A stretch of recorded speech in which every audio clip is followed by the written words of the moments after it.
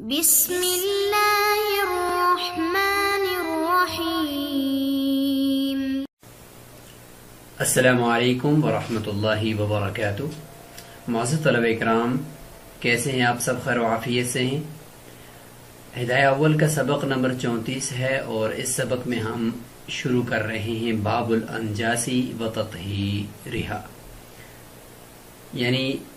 اس سے پہلے جو ذکر تھا وہ نجاست حکمیہ، حدث اصغر حدث اکبر سے پاکی کا بیان، اور اسی کے ضمن میں پھر حیض اور نفاس کا ذکر ہوا، چونکہ اس کی وجہ سے بھی غسل یعنی حدث اکبر لازم ہو جاتا ہے، تو اس کا ذکر کیا۔ اب نجاست حقیقیہ کا ذکر شروع ہو رہا ہے، یعنی نجاست حقیقیہ یعنی حقیقت میں جس کو ہم گندگی کہہ رہے ہوتے ہیں، یا جس سے طبیعت کو نفرت اور گھن آتی ہے، پاخانہ ہے، گوبر ہے، پیشاب ہے۔ اب یہ جتنی بھی نجاستیں ہیں، یہ اس میں شراب ہے، یہ جب جسم کو لگتی ہیں یا کپڑوں کو لگتی ہیں یا جگہ جہاں پہ ہم نے نماز پڑھنی ہوتی ہے اس جگہ کو اگر یہ نجاست لگ جاتی ہے تو اس جگہ کو، یا جسم پہ لگ جائے تو جسم کو، یا کپڑے پہ لگ جائے تو کپڑے کو کیسے پاک کرے۔ تو پاکی کے کچھ طریقے ہیں، وہ طریقے آج کے اس سبق سے شروع کیے جا رہے ہیں۔ انشاءاللہ اگلے بھی کچھ اسباق کے اندر وہ طریقے ذکر کیے جائیں گے، تاکہ چونکہ آگے جو مقصودی چیز ہے کتاب الصلاۃ یعنی نماز کے احکامات، ہم اس طرف جا رہے ہیں، اور یہ جو طہارت ہے نجاست حکمیہ سے، نجاست حقیقیہ سے، تو اس طہارت چونکہ یہ تو مقصودی تو نہیں ہے، مقصود تو اس سے وہ نماز پڑھنا ہے، تو نماز کے لیے چونکہ یہ شرائط کا درجہ رکھتی ہیں کہ ہمارے جسم بھی پاک ہو، ہمارے کپڑے بھی پاک ہوں، ہماری نماز پڑھنے کی جگہ بھی پاک ہو، تو اس لیے ان جگہوں کو پاک کرنا۔ جسم میں نجاست حکمیہ سے پاکی کا ذکر تو ہو چکا، اب نجاست حقیقیہ کا ذکر ہوگا۔ جب یہ مکمل ہو جائے گا اس کے بعد پھر انشاءاللہ آہستہ ہم آگے جو مقصودی چیز ہے نماز، اس کی طرف چلے جائیں گے۔ وہ ہے کہ نماز کے جو 13 فرائض ہیں اس میں جو پہلے والے 7 شرائط نماز کہلاتے ہیں، ان شرائط نماز کے اندر ابھی تک ہم بات کر رہے ہیں کہ جسم کا پاک ہونا، کپڑوں کا پاک ہونا، جگہ کا پاک ہونا، سطر کا چھپانا، یہ جتنی بھی چیزیں ہم اس کے اوپر ابھی تک ڈسکس کر رہے ہیں، اور اس کے بعد پھر انشاءاللہ ہم باقاعدہ نماز کے جو ارکان ہیں، جو نماز کے اندر کے فرائض ہیں، اس طرف چلے جائیں گے۔ باب الانجاسی و تطہیرہا، یہ باب نجاستوں کے بیان میں ہے، اور پھر نجاستوں کی وجہ سے اس جگہ کو پاک کرنے کے بیان میں ہے۔ نجاستوں کو خود تو پاک نہیں کیا جا سکتا، یہاں پر تو ظاہراً ترجمہ اس طرح ہو رہا ہے کہ نجاستوں کو پاک کرنے کا بیان، جبکہ نجاست کو پاک تو کیا نہیں جا سکتا، لہذا حکم یہ ہوگا کہ نجاستوں کے محل جہاں پہ نجاست پہنچی ہے اس کو پاک کرنے کا بیان۔ اور نجس کی جمع ہے، اور نجس جو ہے وہ صفت مشبہ ہے، اور نجس یہ مصدر ہے، اور پھر اس کا اطلاق ہر اس گندگی کے اوپر یا اسی ناپاک چیز کے اوپر ہونے لگا جس سے طبیعت نفرت کرتی ہے۔ تو یہاں پر اس پورے باب کے اندر ہم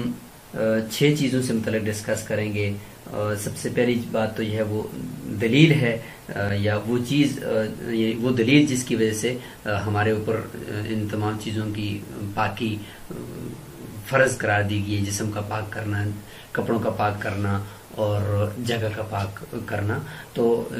اس کی دلیل جو ہے وہ سب سے پہلے ذکر کی جائے گی۔ دوسرے نمبر پر یہ ہے کہ آلہ تطہیر، یعنی جس چیز سے نجاستوں سے پاکی حاصل کی جائے گی اس آلے کا ذکر، یعنی پانی یا اس کی طرح لیکوڈ چیز کا ذکر ہوگا۔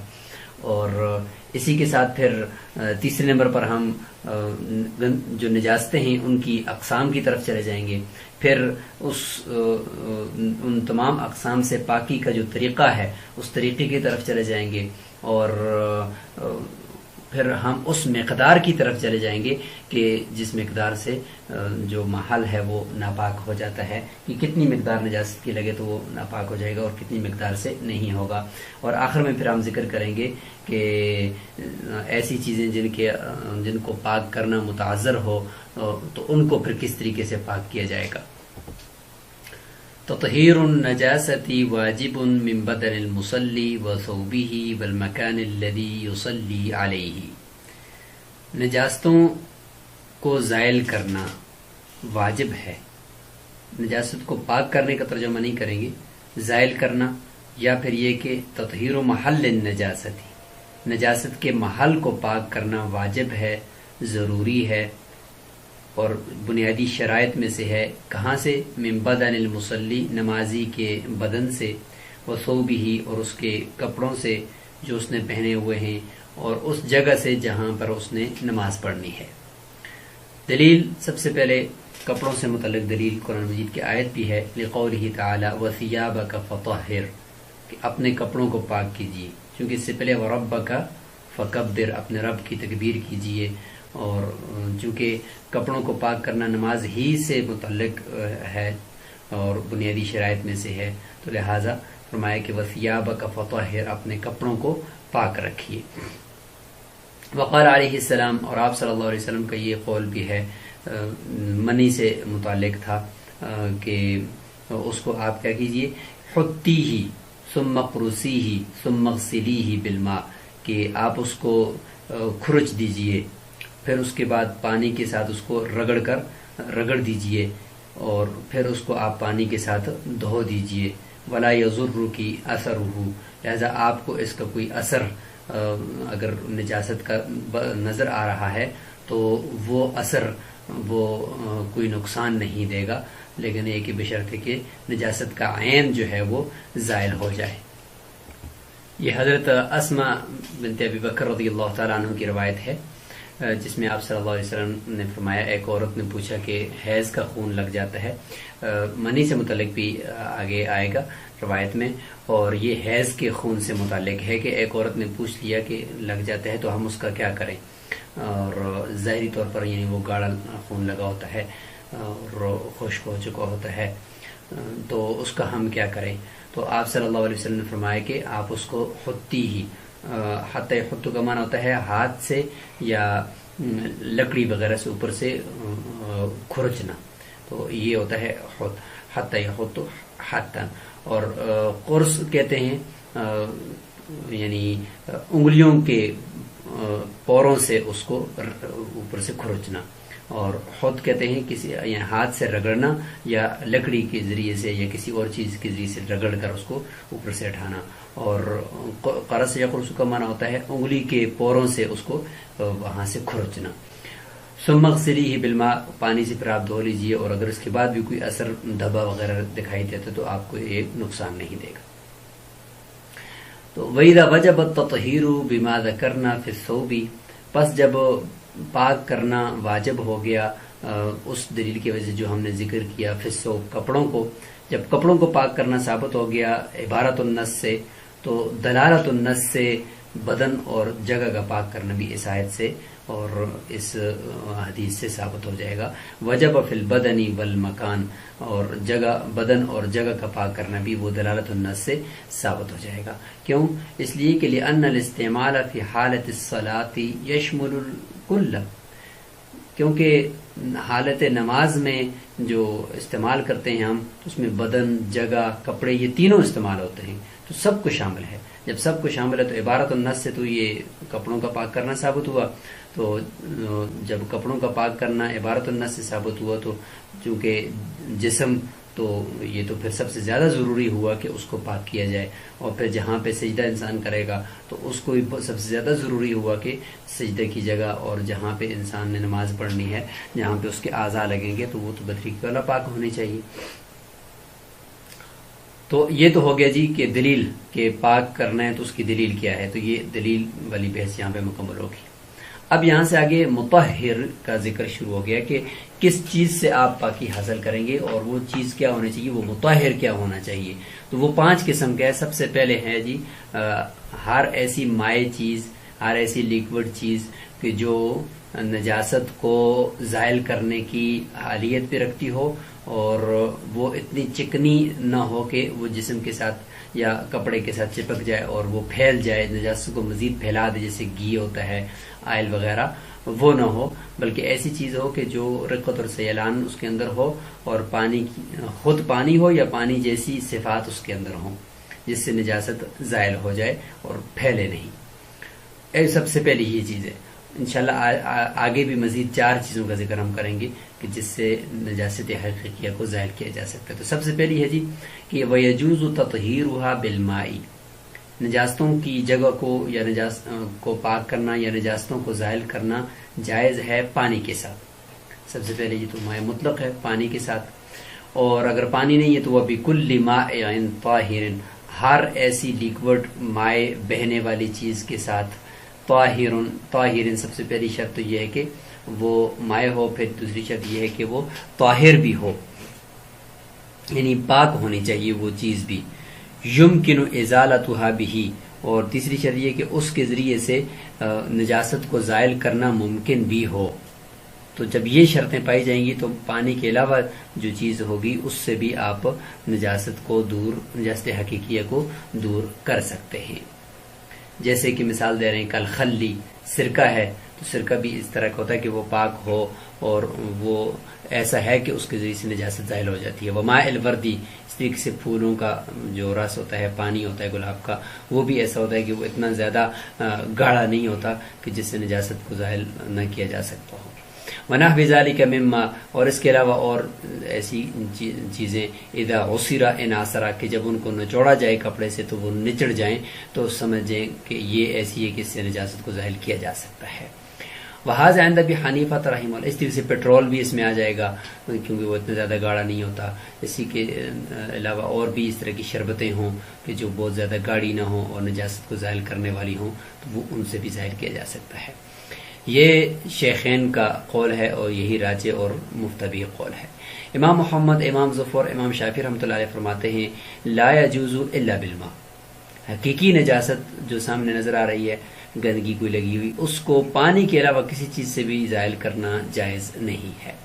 کیوں؟ دلیل یہ دیتے ہیں کہ لِأَنَّهُ يَتَنَجَّسُ بِأَوَّلِ الْمُلَاقَاتِ، اس لیے کہ جس چیز سے بھی آپ ظاہر کریں گے تو وہ چیز جب نجاست کے ساتھ سب سے پہلی ملاقات اس کی ہوگی، یعنی جب نجاست کے ساتھ وہ چیز ٹکرائے گی تو وہ نجس ہو جائے گی۔ جب نجس ہو جائے گی تو وہ نجس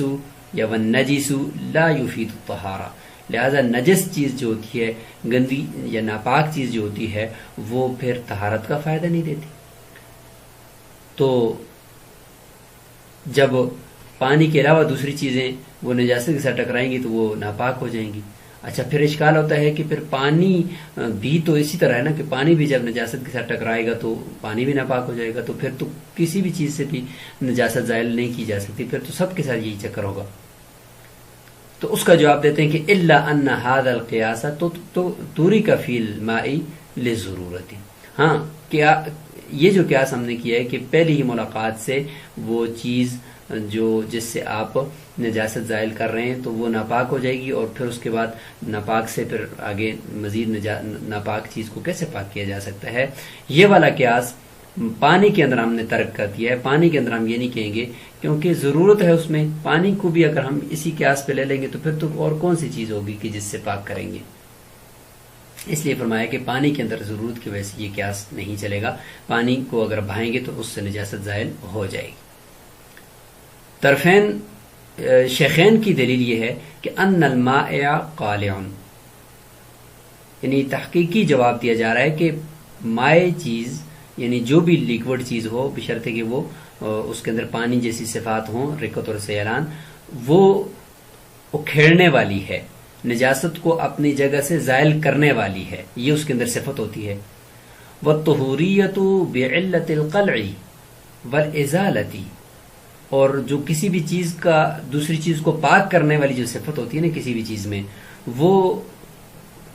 اسی چیز میں ہوتی ہے بِعِلَّةِ الْقَلْعِ وَالْإِزَالَةِ، کہ نجاست کو اکھیڑ دے، نجاست کو زائل کر دے بس۔ تو جو چیز بھی نجاست کو اکھیڑ دے اور نجاست کو زائل کر دے تو اس کے اندر صفت طہوریت یعنی دوسری چیز کو پاک کرنے کی صفت پائی جاتی ہے،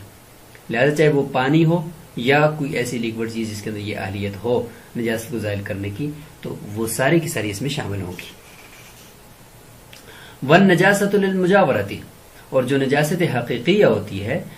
جو سامنے نظر آنے والی نجاست ہے، وہ یا نظر نہیں آ رہی لیکن ہے نجاست حقیقیہ، جیسے کہ پیشاب وغیرہ یا شراب، وہ اگر کپڑے کے ساتھ یا بدن کے ساتھ لگی ہوئی ہے تو وہ بدن کے یا اس کے ساتھ مجاور ہے، یعنی اس کے ساتھ چسپاں ہے، اور بالکل اس کے اندر رچ بس تو نہیں گئی، یا نجاست حکمیہ والی بات تو نہیں ہے کہ حکمن وہ جگہ ناپاک ہے، بلکہ سامنے نجاست نظر آ رہی ہے،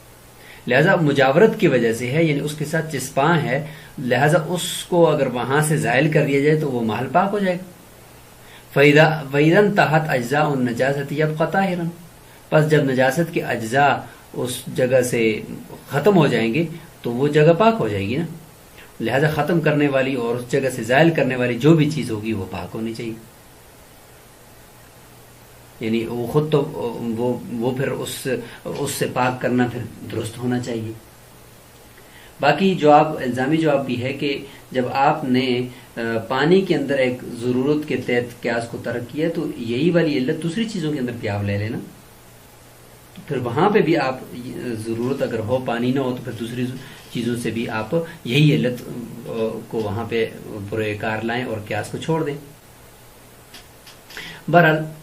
مفتوی قول یہ شیخین کا یہ ہے کہ ہر ایسی لیکوڈ چیز پانی کے علاوہ بھی اس سے بھی آپ نجاست کو دور کر سکتے ہیں مطلوبہ شرائط کے مطابق۔ وجواب الکتاب، قدوری کے اندر جو مسئلہ ہے کہ کوئی بھی چیز ہو، پانی ہو یا اس کے علاوہ کوئی بھی لیکوڈ چیز ہو، اس سے حاصل کر سکتے ہیں کہ لا یفرق بین الثوب والبدن، اس نے کپڑے اور بدن کے درمیان کوئی فرق نہیں کیا،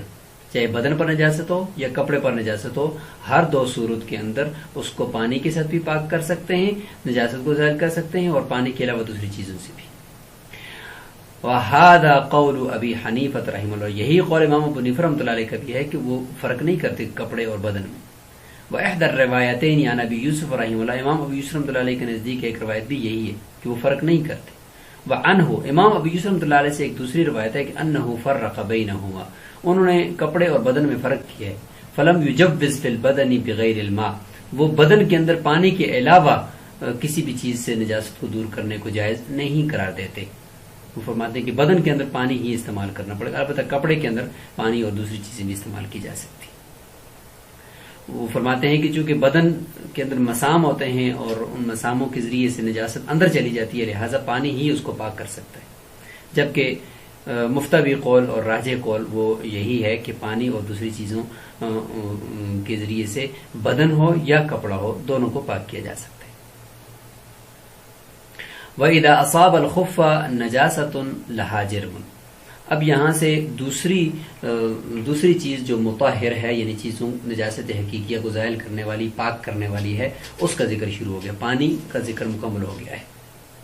لہذا موزے کو اگر نجاست لگ جائے، یہاں موزے سے مراد یعنی موزہ یا اسی طرح کی چمڑے کی بنی ہوئی جو چیزیں ہوتی ہیں، یا اس طریقے سے جوتا ہوتا ہے، یا اسی طریقے سے ایسی چیزیں کہ جن کو پونچھنے سے اور اوپر سے صرف ظاہری نجاست کو رگڑ کر زمین کے ساتھ پاک کرنے سے وہ پاک ہو جائے، تو وہ مراد ہے یہاں پر ہر ایک چیز۔ موبائل کی سکرین ہے یا آئینہ ہے جو بالکل پلین ہوتا ہے، اس کے اندر کسی قسم کے کوئی کھردرا پن نہیں ہوتا، اس کے اوپر نجاست لگ جائے، اس کو محض کپڑے سے صاف کر دیا جائے، پونچھ دیا جائے، اور نیچے نجاست کا اثر ختم ہو جائے اور نجاست نظر نہ آئے، بدبو ختم ہو جائے، تو وہ شیشہ اور وہ موبائل کی سکرین وغیرہ سب پاک ہو جاتی ہے۔ لہذا یہ ہے جی دلک، یعنی ملنا۔ تو بعض نجاستیں ایسی ہوتی ہیں کہ پانی کے علاوہ اگر آپ ان کو زمین کے ساتھ رگڑ دیتے ہیں، مل دیتے ہیں، تو اس سے بھی وہ پاک ہو جاتی ہیں۔ یہ دوسرا مطہر یہاں سے ذکر ہو گیا جس کا نام ہے دلک۔ لیکن کچھ شرائط ہیں۔ سب سے پہلی شرط یہ ہے کہ نجاست لگے خفہ موزے کو، یعنی ایسی چیز کو لگے کہ جس کے اندر نجاست سرایت نہ کرے، یہ بنیادی بات ہے۔ خفہ یہاں پہ صرف مقصود نہیں ہے، بلکہ ایسی چیز کو نجاست لگ گئی ہے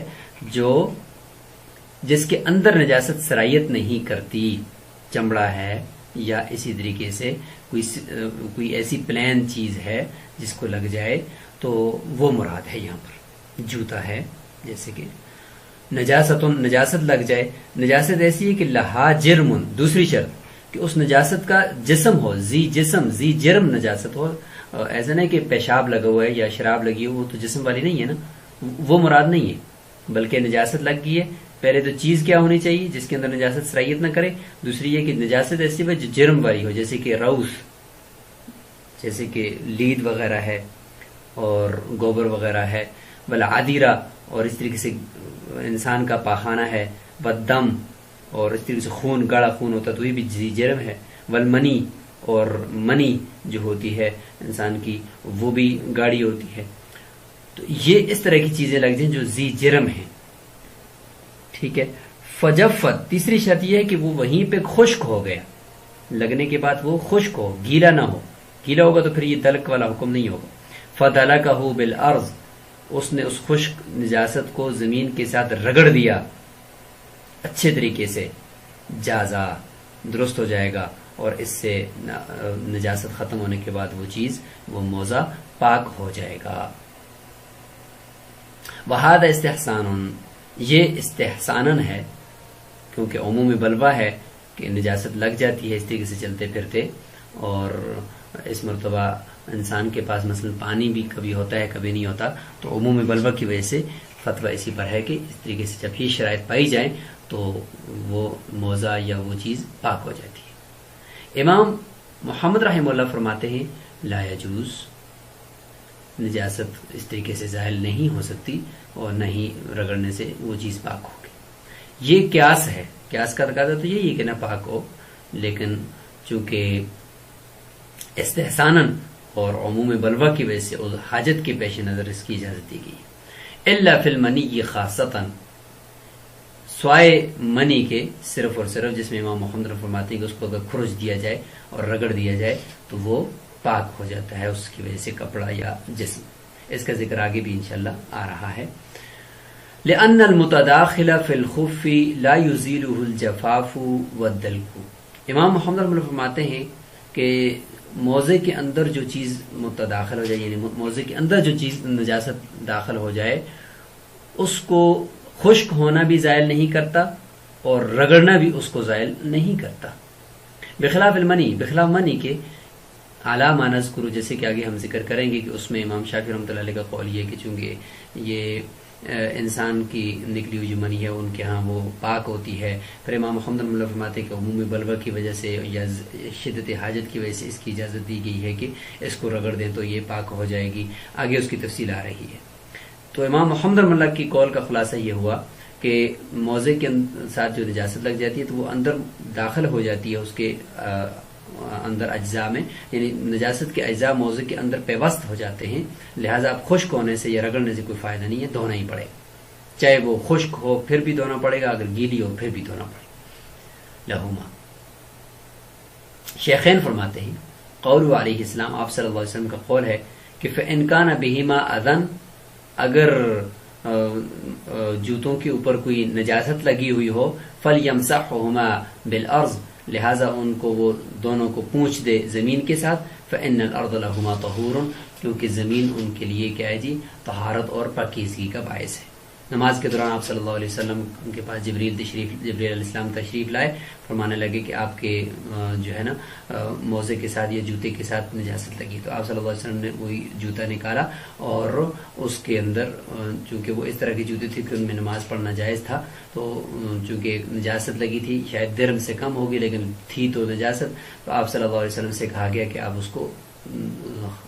زائل کر دیں. تو آپ نے جوتا نکالا، تو صحابہ کرام نے بھی دیکھ کر جوتا نکالا. تو آپ صلی اللہ علیہ وسلم نے فرمایا کہ نماز کے بعد آپ نے کیوں جوتا نکالا تھا؟ کہا کہ آپ نے نکالا تو ہم نے بھی نکال دیا. تو آپ صلی اللہ علیہ وسلم نے فرمایا کہ میرے تو جوتے کے ساتھ اس طریقے سے نجاست تھی، جبریل علیہ السلام نے مجھے بتا دیا. آپ میں سے بھی اگر کسی کے جوتے کے ساتھ اس طریقے سے نجاست لگ جائے تو آپ اس کو اس طریقے سے زمین کے ساتھ رگڑ کر زائل کر سکتے ہیں. تو یہ ایک نقلی دلیل آ گئی. عقلی دلیل کو بھی دیکھتے ہیں. وَلِأَنَّ الْجِلْدَ لِصَلَابَتِهِ لَا تَتَدَاخَلُهُ الْأَجْزَاءُ النَّجَاسَةِ إِلَّا قَلِيلًا، کہ امام محمد رحمۃ اللہ فرماتے ہیں کہ نجاست موضع کے اندر پیوست ہو جاتی، اس بات کو ہم تسلیم نہیں کرتے. کیوں؟ اس لیے کہ جو چمڑا ہے اس کی سختی کی وجہ سے نجاست اس کے اندر پیوست نہیں ہوتی، جذب اندر نجاست اس کے نہیں ہوتی. نجاست کے اجزاء تھوڑے بہت معمولی طور پر اگر جو ہو جاتے ہیں تو وہ خشک ہونے کی وجہ سے وہ پھر واپس باہر کو نجاست ان کو کھینچ لیتی ہے. ثم یجتذبہ الجرم، لہذا جب ذی جرم نجاست ہوتی ہے وہ ان اجزاء کو بھی جو اندر چلے گئے ہیں موضع کے اندر یا کسی بھی چیز کے اندر، وہ اس کو جذب کر لیتے ہیں اپنی طرف. اذا جفا، جب نجاست خشک ہو جاتی ہے. تو یہ ہو گیا جی عقلی دلیل. فَإِذَا زَالَ، پس جب خشک نجاست کو رگڑ دیا زمین کے ساتھ، زائل کر دیا، وہ زائل ہوگی تو زال ما قام بہ، لہذا وہ نجاست بھی زائل ہو جائے گی جو اس کے ساتھ قائم تھی، یعنی جس کی وجہ سے موضع ناپاک تھا. تو لہذا جب ایک دفعہ وہ نجاست ختم ہوگی، ظاہر اس کا زائل ہو گیا، تو اس کے اندر جو پیوست نجاست تھی خشک ہونے کی وجہ سے وہ بھی باہر نکل آئی تھی، وہ بھی زائل ہو جائے گی. تو یہ ہو گیا جی شیخین کی دلیل، اور مفتبی قول اور راجح قول بھی یہی ہے. اور پھر رت بھی، چونکہ ہم نے شرط کیا لگائی تھی کہ نجاست خشک ہونی چاہیے رگڑنے کے لیے تب پاک ہوگا موضع، لہذا اگر نجاست خشک نہیں ہے، تر ہے، تو فرماتے ہیں وہ پھر رت لا یجوز حتی یغسلہ، پھر جائز نہیں ہے رگڑنا، کیونکہ اس سے تو مزید پھیرے گا. حتی یغسلہ، یہاں تک کہ اس کو دھو لے. لأن المسح بالارض یکثرہ ولا یطہرہ، اس لیے کہ موضع کو رگڑنا زمین کے ساتھ یا پوچھنا یہ اس کو زیادہ کرے گا، نہ کہ اس کو پاک کرے گا. عن ابی یوسف رحمہ اللہ، امام ابو یوسف اللہ سے ایک روایت یہ بھی ہے کہ انہ اذا مسحہ بالارض حتی لم یبقى اثر النجاست یطہر لعموم البلوى باطلاق ما یروى. وہ فرماتے ہیں کہ گیلی نجاست ہے، تر نجاست ہے اگرچہ، پھر بھی اس کو اتنا سختی کے ساتھ، اتنا اچھے طریقے سے زمین کے ساتھ رگڑا کہ اس کا اثر، نجاست کا اثر بھی ختم، بدبو بھی ختم ہو گئی ہے. تو گیلی نجاست ہونے کے باوجود، تر نجاست ہونے کے باوجود بھی وہ موضع یا وہ چیز پاک ہو جائے گی، کیونکہ عموم بلوہ ہے، پریشانی ہے، لوگوں کو راستوں پہ چلتے پھرتے نجاست لگ بھی جاتی ہے، لہذا عموم بلوہ کی وجہ سے اس کی اجازت ہے. اور اسی قول کو راجح قرار دیا گیا ہے، امام ابو یوسف اللہ کے اسی قول کو راجح قرار دیا گیا ہے. اور